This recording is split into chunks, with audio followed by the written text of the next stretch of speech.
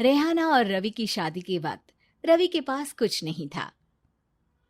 रेहाना, तुमने मुझसे शादी करके एहसान किया है। मुझसे ज्यादा तो तुम कमाती हो। अरे तो क्या हुआ, एक दिन आएगा रवि कि तुम खूब पैसा कमाओगे। मुझे तुम पर पूरा विश्वास है। रवि और रेहाना खुद को स्टैंड करने के लिए पूरी मेहनत करते। रेहाना, मैं नौकरी नहीं करना चाहता हूँ। तो कोई बात नहीं, मैं नौकरी करके घर चलाती हूँ, तुम बिजनेस सेट करने की कोशिश करो। एक दिन रेहाना, तुम जानती हो, मैंने जो विज्ञापन बनाने वाली कंपनी खोली थी ना, उसे बड़ी ब्रांड का ऑफर आया है। अब हम लोगों के दिन ब्यारे न्यारे हो गए हैं।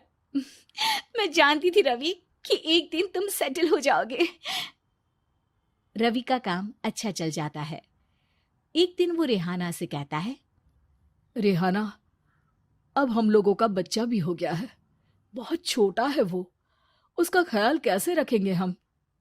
कैसे क्या, मैं गांव से माँ को लेकर आ जाती हूँ। नौकरी से हाफ डे ले लिया करूंगी। अभी तो वो छोटा है, स्कूल जाने तक मैं मैनेज कर लूंगी। देखो रेहाना, मैं अब अच्छा कमा रहा हूँ। तुमको नौकरी करके परेशान होने की कोई जरूरत नहीं है। अरे कैसी बात कर रहे हैं, मैं अपनी लगी लगाई नौकरी कैसे छोड़ दूं? और मैंने तो सुना है हम लोगों को कुछ ही महीनों में सरकारी नौकरी मिल जाएगी। सरकारी नौकरी में कितना कमा लोगी?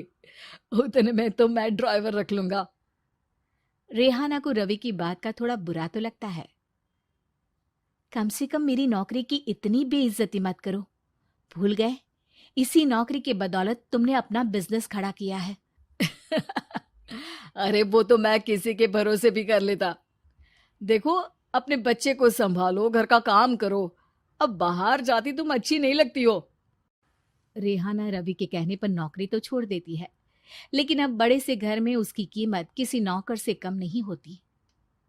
एक दिन रवि का दोस्त आता है। भाभी, हम लोग तो आपको तब से जानते हैं जब से आप लोग शादी होकर इस शहर में आए थे। आपकी बदौलत ही सारा बिजनेस खड़ा हुआ है। ये किस्मत तो आप ही की है भाभी। हाँ हाँ भाई, हमारी मेहनत तो कुछ है ही नहीं। अरे होगी, लेकिन भाभी की किस्मत के आगे कुछ नहीं। दोस्त वहां से चला जाता है, लेकिन रवि का गुस्सा सातवें आसमान में होता है। देखा कैसे बोल रहा था? अरे बिल्कुल अच्छा आदमी नहीं है ये। कैसी बात कर रहे हैं आप? प्रशांत भैया तो बहुत अच्छे इंसान है रवि। कैसे उन्होंने हमारे मुश्किल वक्त में हमारा साथ दिया था। अरे था पैसा तो साथ दिया, नहीं तो कौन पूछता है? रवि का व्यवहार पैसा आते ही अलग हो गया।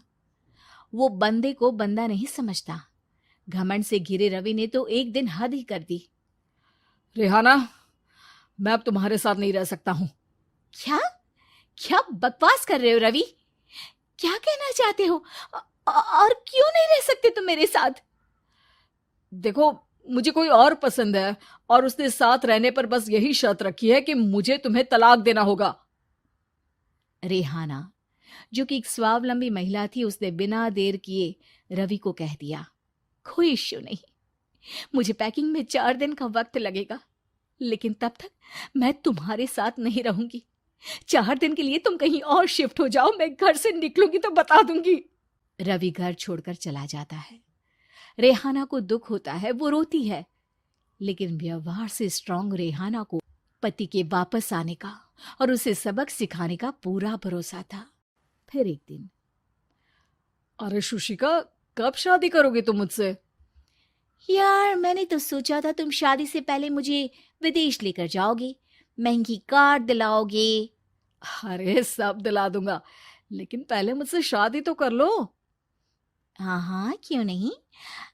मैं कुछ दिनों के लिए अपने मम्मी पापा के पास जा रही हूँ और लोगों से अपनी शादी की बात करूंगी।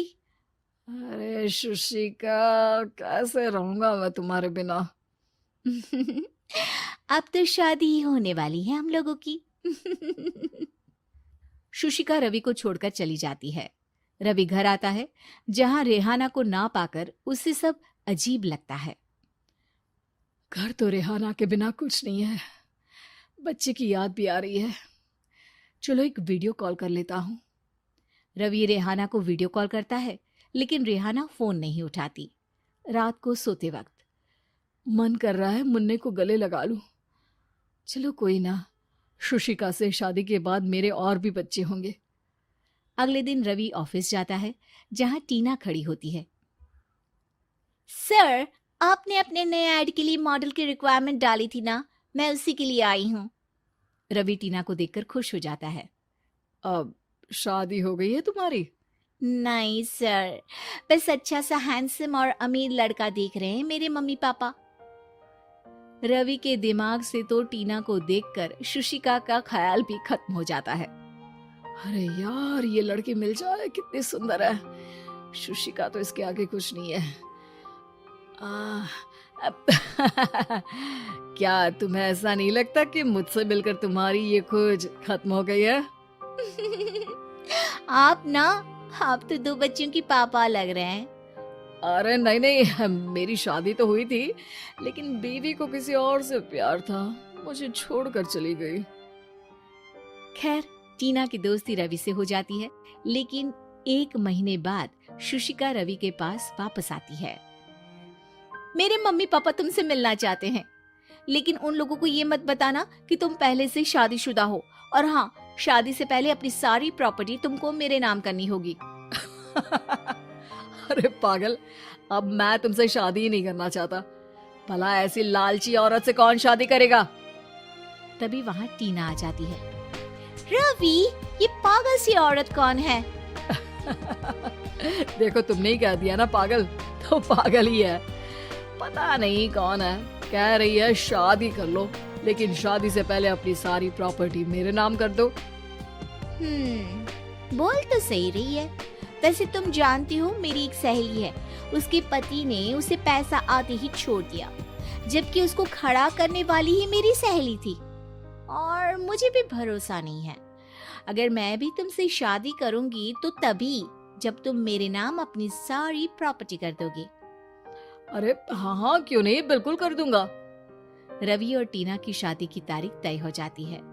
वो अपनी सारी प्रॉपर्टी के कागज लेकर शादी वाली जगह पर पहुंचता है, लेकिन वहां टीना आती नहीं। रवि टीना को मैसेज करता है। कहाँ हो? सॉरी, मैं तुमसे शादी नहीं कर सकती, मुझे तुमसे भी ज्यादा पैसे वाला मिल गया। रवि को गुस्सा आ जाता है। वो गुस्से से सारा डेकोरेशन तोड़ रहा होता है कि वहां रेहाना आ जाती है। सर, क्या हो गया? क्या डेकोरेशन पसंद नहीं आई आपको? तुम यहाँ क्या कर रही हो? मैं यहाँ की डेकोरेटर हूँ। क्या आपको पसंद नहीं आई यहाँ की सजावट? रवि दौड़कर रेहाना के गले लग जाता है। मुझे माफ कर दो रेहाना। रवि रेहाना के गले लग जाता है और रेहाना टीना को थैंक्स का मैसेज करती है।